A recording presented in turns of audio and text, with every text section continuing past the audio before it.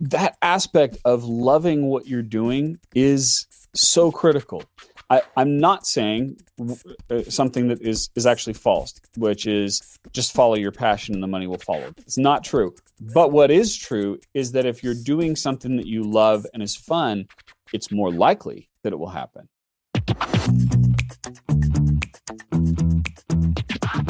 This is the Happen to Your Career podcast with Scott Anthony Barlow. We help you stop doing work that doesn't fit you, figure out what does, and make it happen. We help you define the work that is unapologetically you and then go get it. If you feel like you were meant for more and you're ready to make a change, keep listening. Here's Scott. Here's Scott. Here's Scott. Is there any particular subject or area that people tend to come to you for? Maybe you're great at creating travel itineraries, or maybe everybody comes to you when they have a problem and need to talk about it. So you don't even have an answer on this right away. But as you're listening to this episode, thinking on this can actually be really helpful as a way to begin figuring out how to do work that you enjoy. In fact, Happen to Your Career turned 10 years old this year, and this is exactly how I started our company. I think we always view getting fired as a negative thing or that it's personal, but sometimes it's actually the right thing for us or for another person. If we're leading and we've got somebody in that position, letting them go is not always a bad thing. By the way, that's Dave Crenshaw, and this episode is going to flip the script a bit because I was a guest on his podcast, The Dave Crenshaw Success Project. He asked me really intriguing questions, many that I haven't been asked before on other podcasts and other guest appearances. And I enjoyed our conversation so much that I wanted to share it here on our podcast. Also, an unexpected subject we dove into was Dave and I discovered we both have been diagnosed with ADHD. We had a really great discussion about how each of us have been able to harness it, allowing us to create unique career pathways that work for us, allowed us to be successful. And I've shared different parts of my story over the years, but I've never really laid out the full origin story, as Dave refers to it. And with HTYC turning 10 years old this year, it was nice to be able to reflect on many of the career changes I personally made and how each one of them, even being in a rock band, have contributed to HTYC that exists today. Let's jump into the conversation. So I always like to start by asking people the same question, because what we're going to do is we're in a very loose chronological order. We're going to explore your career path. So when you were a teenager, what did you want to be when you grew up? All the things. I wanted to be all the things. No, the real answer is that it changed quite a bit. I started out wanting to be I wanted to go into space at one point. And then there was a period of time where I wanted to be a video game designer. I drew very, very, I guess, long video game. This was back when video games only scrolled two ways, like 2D along a screen. Sure, yeah. So, the Legend of Zelda 2. Oh, right? yeah. That was one. Oh, yeah, absolutely. So there was that point all the way to architect to I wanted to be in a band as I really got interested in music. Nice. There was quite a few different things. And when I realized I was not going to be in a band for the rest of my life, because it turns out bands travel all the time. And I realized when I was 15, I didn't want to do that. Oh, so it was 15. What kind of music were you doing? I was really into like Pearl Jam, Nirvana, but also blues. And like there was a point in time where I got asked to play with a blues band. And turns out I wasn't old enough to go into the bars and play. So yeah, there's that. There was that. But yeah, quite a bit. Yeah. But that was my main, like Pearl Jam was literally the password when I only had one-word passwords for a long time. Well, that sounds like a child of the 90s. Yes, you're certainly. Talking about Nirvana. Yeah, so because I also had a band for a few years. Oh, really? Yeah, this was in the early 2000s, but yeah, my wife supported me while I had a band. So that is fantastic. I'm learning so much about you, Dave. Yeah. Well, we're here to learn about you, but it's still fun to make that connection. So what did you study when you went to college? What was your focus then? Similar to my childhood, you'll notice a few patterns here. Okay. Made a lot of changes. I think I changed majors 9 times, if I recall correctly. Wow. So with that many major changes, the question that comes to my mind is, have you ever been diagnosed with ADHD? Yes. And if Okay, I'm not mistaken, you have as well. Is that correct? Yep. Freaking off the charts ADHD Yes. is what the psychologist said to me. Freaking off the charts. That is, I love that official diagnosis. I would put that on your resume and every place else. Yeah, well, every time I got on stage, I tell that story. But so where did your knowledge of that, at what point did your knowledge of that diagnosis come? Did that come later? Much later in life. Yeah. Much Okay. later in life. In my late 20s. Okay. Yeah. All right.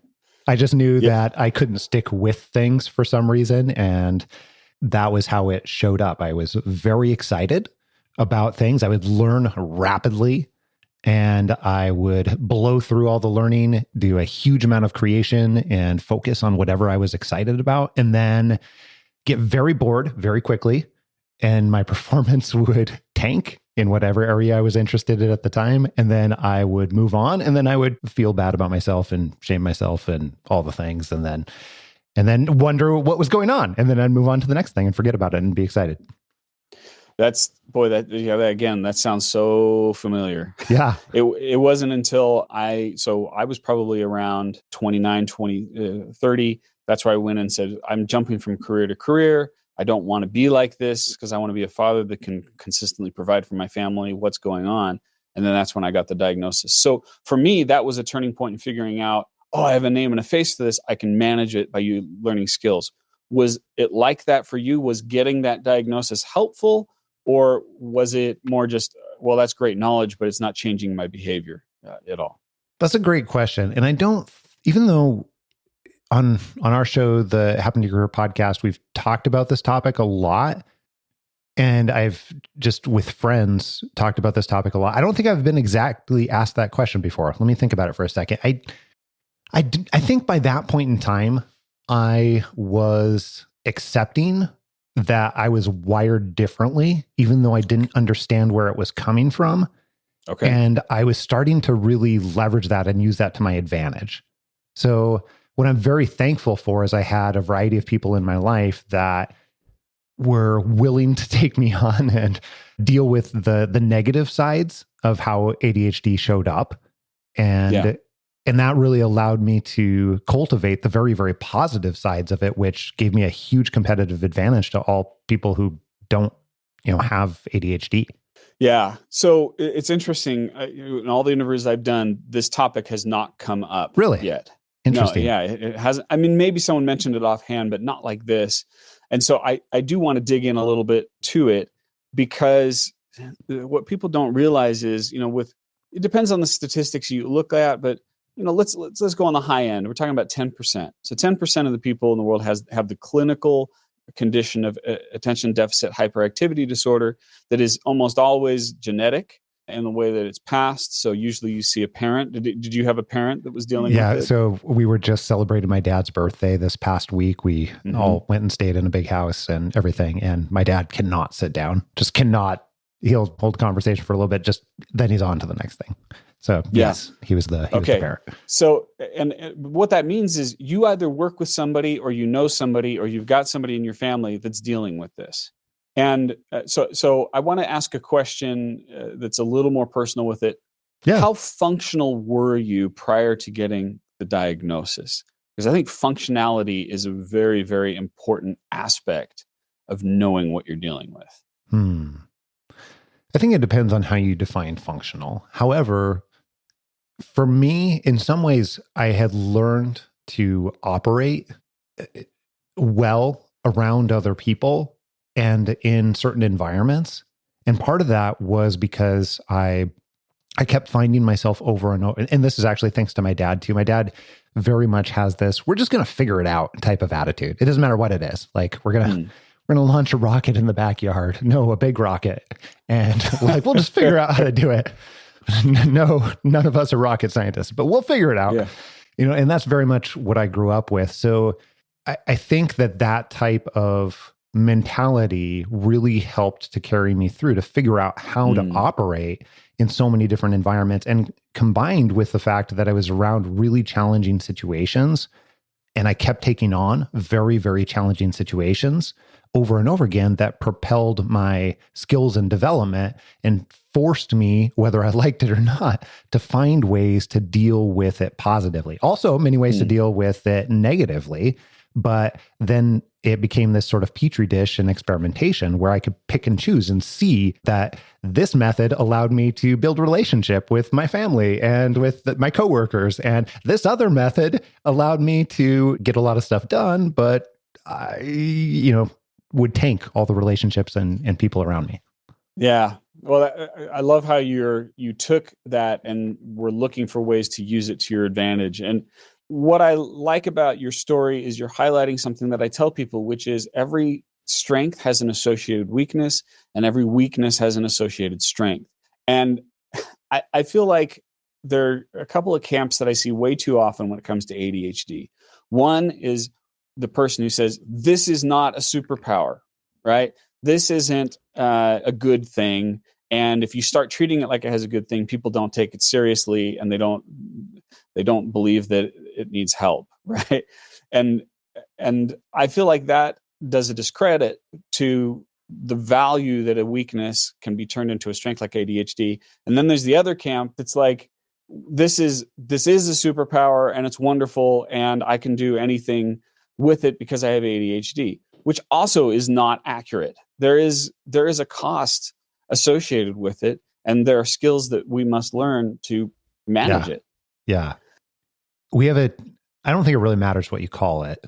However, we have a tendency in our organization to think about this as there are a really positive side, what you're calling strengths.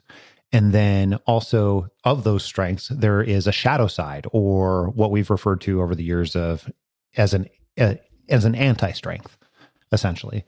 And I think what is really fascinating about that is that's just as true for ADHD as it is for any other way that someone is wired, whether it is more normalized or not. And what I found, and this is the part that really just fascinates me, is that, is this actually a disorder at all? Or is it just one of the many, many, many ways in which people are wired? And I think that's one of the reasons I love looking at it through the strengths lens, is because then a lot of that stuff starts to fall away and you realize the same rules are true no matter how you operate, no matter what way your brain is structured. And I find that to be a healthier place to operate from. Yeah, exactly. Okay, so let's return to your story. What did you graduate in when you graduated from college? When I finally graduated, I was a super senior, partially because I made all the changes along the way. And eventually I started a business doing painting and light contracting and a number of other things too. And that was way more fun than studying to me, but it caused me to take an extra year. I was taking a really low amount of credits, and then I was working 60 hours a week with my I guess it was my third business at that point, but the first successful one. When I finally graduated, I realized that I loved the business elements. And so I graduated with a human resources degree, a general management degree, and I'm pretty sure I dropped my other major of marketing at the same time. I think I had like one or two more classes, but I wanted to get out of there. So that was it. After all the 9 changes, that's where I ended up. And after that, there was a period of time that you basically entered the corporate world. How did you make a transition from that of basically being a business owner, doing odd jobs, subcontracting work, to actually working for a structured corporation? Very poorly. Okay. No, but here's what I mean. It's not necessarily, I've heard a lot of people say, hey, I'm unemployable and I could never, ever work for another organization. And it wasn't about that for me as much, not at that time. Instead, it was more that I had this situation that I actually loved. I had, at the height of it, I had about 20 people working for me in that business. And nice. It was was really profitable. I made, I don't know, like 40-ish thousand dollars a year, which might as well have been $1 million when I was a college student. And it was enjoyable. I was learning all the time. And although I didn't love, contracting and exterior painting, it wasn't the world's most fun thing. It was definitely useful skills and I was contributing. So I went from that set of feelings and something that I was really enjoying to doing what I felt I was supposed to do. I didn't have any positive role models for business owners around me. So instead, I assumed that what you did to be successful was you went and got a job, and then you move up the ladder really quickly, and then you make lots of money, and then you're happy, right? Is that not how it goes, Dave? That's the dream, in air quotes. Yeah. Right. So with my limited exposure, I didn't understand that was a thing that you could do. It sounds crazy, but I didn't understand. I didn't get it. So instead, I thought that when I had this really wonderful job offer, or what other people considered to be a good job that paid reasonably well, and I was going to be able to, they were going to buy me a BMW and all these things. And my friends and family are saying, "Oh my goodness, you've got a job straight out of college. Like you've got to take that. You've got to do that." I assumed that I had to. So I sold all the pieces of my business and, assets and the trucks and things like that. And then I went to work and it wasn't great. Do you regret that you did that? That you sold off the business? Did at first, like almost immediately. I'm like, wow, this is terrible. But here's what ended up happening out of that experience, which I don't think I would change for almost anything, is I went and I was there for a year, and I was working in Portland, Oregon area. And so I was commuting, my commute was roughly about 2.5, sometimes 3 hours a day going both ways. And I was sitting in traffic. So I was having a lot of time to contemplate and a lot of time just hating life. And I legit had these thoughts over and over again every single day, where I was like, oh my goodness, is this what life is really like? Is this what you're supposed to do? Like, is this what adulting is? And I thought I just couldn't hack it. So I kept trying over and over again. And at some point I realized this is terrible. Like, I had gained 50 pounds and I was just not happy. And my wife, brand new bride at the time, was not happy with me either, because I was working 80+ hour weeks. And goodness. I decided I have to have a conversation with my boss. So this is the part that ended up changing everything. Okay. He worked in another state, actually. So I called him on the phone. He listened for 20, 30 minutes, asked a lot of questions, a lot of really great questions, carrying questions is what I'd say. And I thought, oh my goodness, why didn't I have this conversation a long time ago? And then what happened is 3 weeks later, he came into town and then he fired me. And interesting. Yeah. So that took a very different turn than what I expected. But I would say to answer your earlier question really quick, the wonderful, really positive thing that came out of that is on the way driving home after being fired and realizing, oh crap, I brought my new bride down here and we don't even have a job to show for it. I took her away from her family and everything. And like, now I have to tell her, oh my goodness, I have to like call her and tell her. And it was pouring rain, as it does in Portland sometimes. And I'm like, I can never, ever, ever, ever do this again. Like, I have to figure out a way to take control of my career and figure out how to have something that's much more fulfilling that also earns quite a bit of money. And so that was the start, which became, a 25-year journey almost at this point, to what has led to now. So there you go. Do you feel that him firing you was actually a kindness, or was it that he just knew you didn't want to work there? At first I was really embarrassed, honestly, for so many different reasons. And I wasn't that old. I wasn't that mature necessarily. And so I was embarrassed, and I felt like he had taken it out on me. And it's like, well, why And that I don't think was reality. I think he was making what he felt was the best decision for the organization at the time, because I also wasn't performing very well because I hated it. Oh my goodness, it was despised it. And I'm not somebody who can just like fake it at work necessarily. I have to actually feel great about my situation to perform wonderful as well. Yeah, of course. But here's the interesting part of that. Many years later, I ran into a number of people that I had worked with at the organization, and we started talking about it and ended up connecting with him and realized that he was actually very conflicted about that. He didn't really want to fire me, but my performance was so bad that he felt that he had to, and didn't really have another alternative at that point in time. Like, that section of the organization that I was leading was not doing very well, and he felt like it was legit the right thing to do.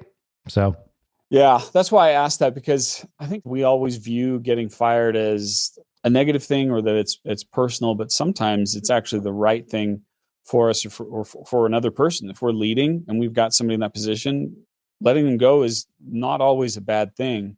And as you're telling that story, it's reminding me of a couple of things. I have a book called The Focused Business. Yeah. And the book actually compares entrepreneurs to superheroes. And what I do is I say, there are 7 supervillains that are trying to destroy you and your business. I'm talking about real world things like marketing and customers, and employees.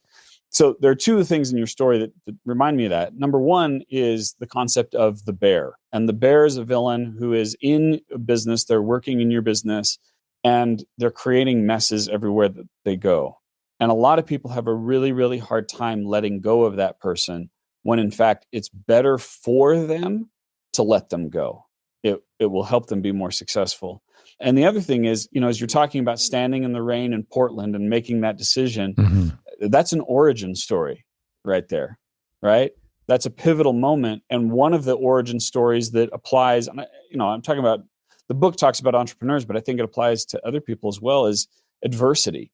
You're faced with a terrible moment, and it forces you to make a decision. This is the Iron Man story, right? He's trapped in a cave and he has to build the Iron Man suit to escape. It's the same thing. Like you were saying, I can't do this to my family. And that spurred you to create really the beginning part of the business that you have now, which is quite successful.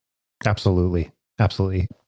And I think that the other thing that I'm really thankful for, though, you're talking about firing people. I've fired hundreds of people, like multiple hundreds of people over the last 20 years.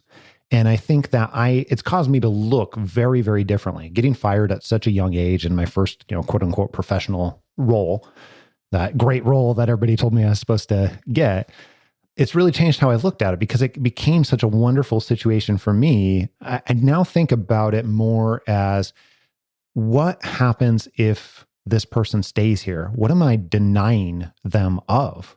Because if they're not doing well and they're not benefiting the organization, first of all, they're blocking a spot for some other person in the world that can fill that. And we're denying that person. But more importantly, we're denying this other person to go find what they are really wonderful at, what would be meaningful in their life right now. And this is very much how we look at things in our organization. A lot of people look at our website or listen to our podcast and they're like, oh, you help people make career changes. But really what we do is we are focused on changing how people think about and actually do work. And this is a great example of a different way to think about what work even is and what creates a great situation for you, this situation of being fired.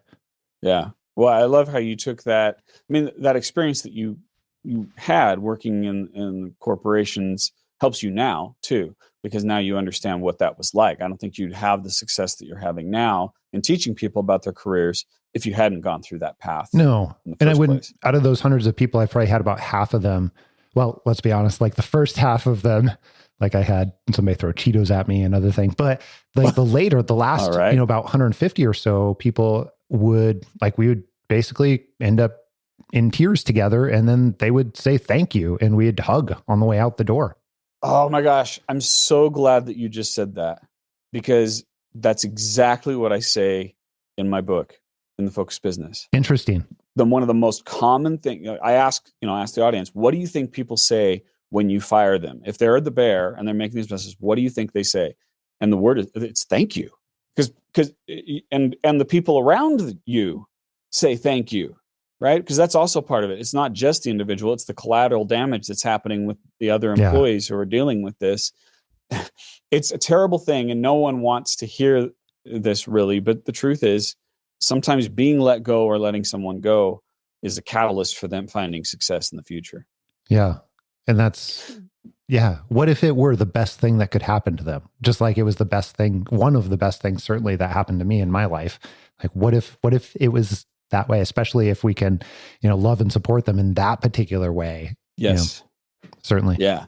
Talk to me about the early stages of what is now your career. What were some of the first steps that you took that led to, would you say that the creation of the podcast was the first big thing? What was the first big step where you were making money and profitable?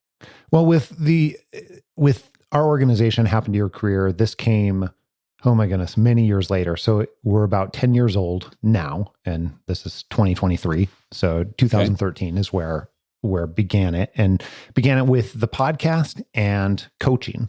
And that's basically what we had. That was the business in itself. People paid us money via coaching, and we would help them make ginormous career changes, or help them get raises, or help them find fulfilling work. And then the podcast became really the catalyst for how the business continued to develop, because through that source, we started getting feedback from people all over the world. And we started realizing that my experience of having less than mediocre work is a normal experience.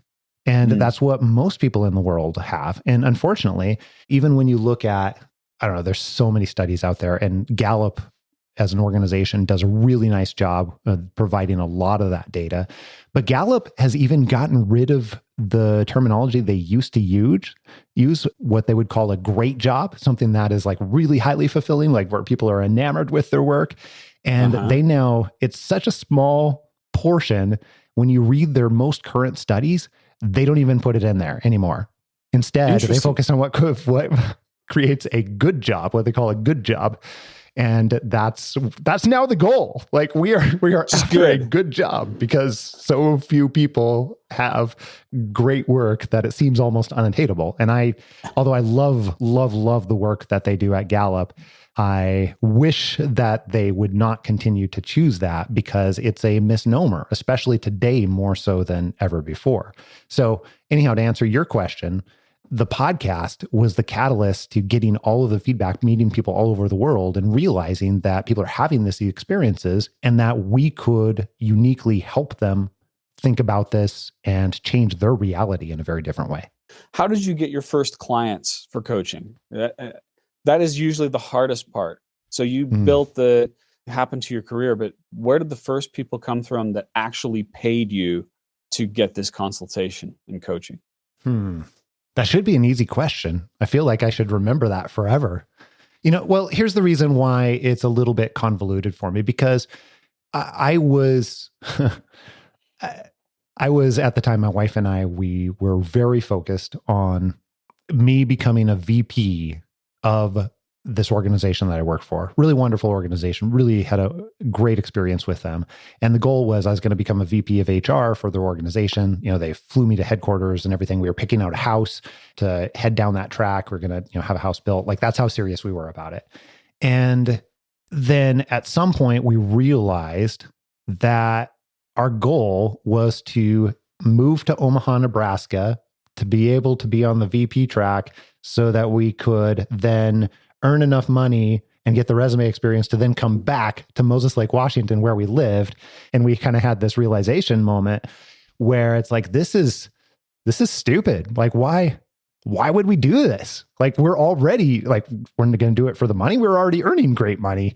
Are we going to do it for the resume? Like, I don't need more experience on the resume. And so we started questioning everything. And one of the ideas that came out of that is that I had wanted to go back to owning my own business again. And I had told that to the people that had hired me. I had also told them it was going to be like 10 years in the future, but that accelerated that. And we realized, okay, well, what's that going to look like? Well, at that same time, I had been going and meeting with people just for fun because people, as it turns out, when they heard all my stories of career change and like, how did you get a $40,000 raise here when they said they weren't giving raises or promotions? And how'd you go from operations into HR? All these things, they would ask, well, how did you do that? And so turns out I like coffee, and they were willing to buy me coffee to tell them how I did that and then share insight, which then they could duplicate. So I was doing that a lot. So I was getting paid in coffee for a while. Okay. And then at some point, people started to offer to pay. They were sending me thank you notes and gift cards. And I'm like, this is great. Like, I will take all the Starbucks gift cards you can send me. So people were paying you before you were asking to be paid? Yes. Oh, wow. So that's interesting. I'm the type of person sometimes where the burner I have to touch it a few times to realize that it's hot. And that was certainly the case here because I was having that experience, and we're like, well, I could own a business. What kind of business could I start? And only after like the 20th or 30th of these conversations and people offering to pay, did I realize, oh, maybe there's something here. Oh yeah, that could make sense. I'm already doing that. Yeah. So it was accidental in that way and very organic. How long did it take you? Like, would you guess roughly? Was it months? Was it years of this happening until you finally, like, it clicked in your head? It had been going on for a couple of years. Yeah. Wow. Okay. Yeah. And it was, I mean, this is something I was just literally doing for fun because friends and coworkers and family had asked. And I'm like, yeah, I can, sure. Yes, please. There's a phrase that you just tossed in there and someone might miss it, but I want to highlight it, which was for fun. And a lot of people who are really successful, I've done these interviews and I see other people that I've coached, that aspect of loving what you're doing is so critical.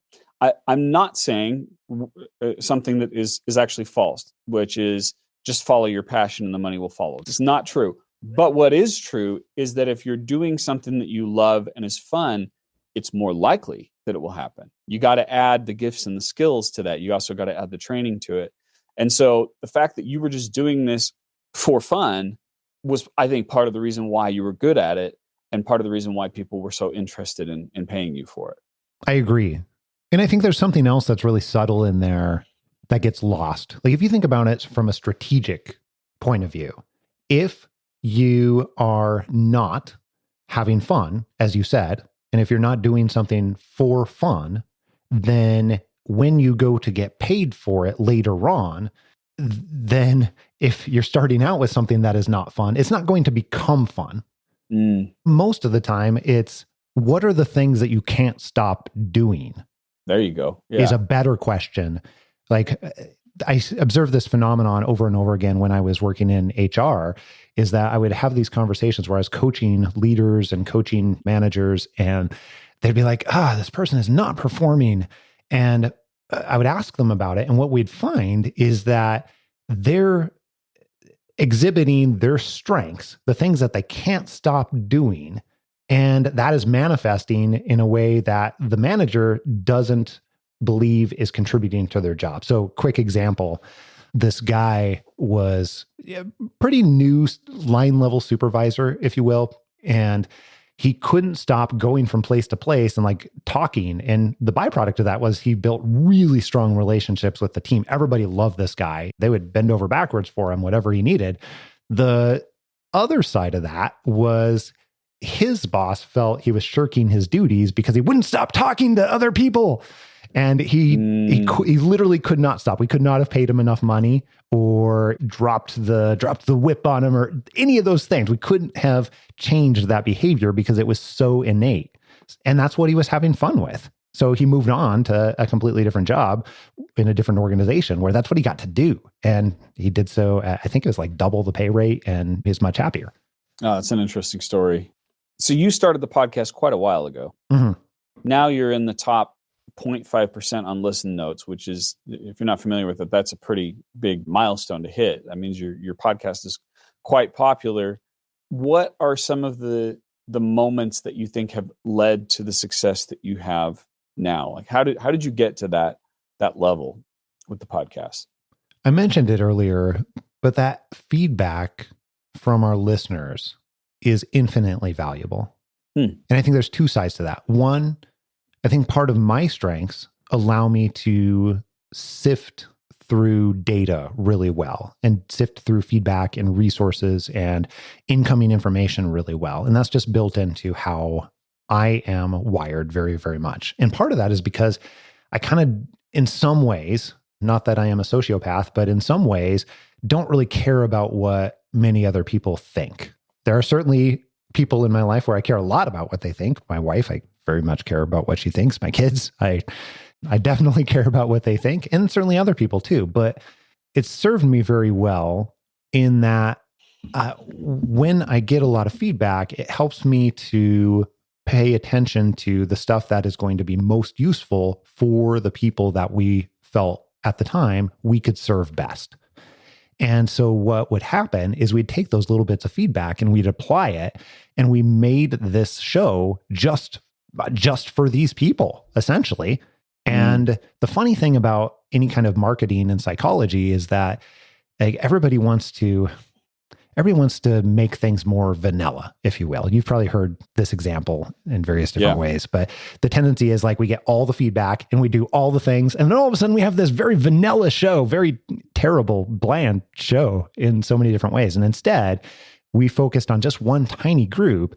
And what that happens is we made it for them, but then other people want to come along for the ride.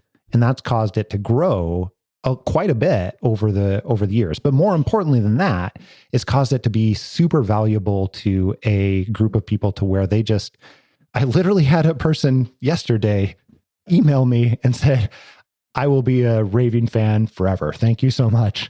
Like that wasn't something like we put into their head. Like that's what they wrote in the email. And that's the type of relationship that we had strived to create. So that's been a big part of it. It's just sifting through feedback, but also getting that feedback and trying to serve the people that we feel we can help best. That's got to feel really gratifying to hear that kind of response. It is, people, especially when you've been working on it for almost 10 years, right? Yeah, it really is. I feel obligated, I think is the right word and the right feeling, to continue to find new and better ways to serve those folks.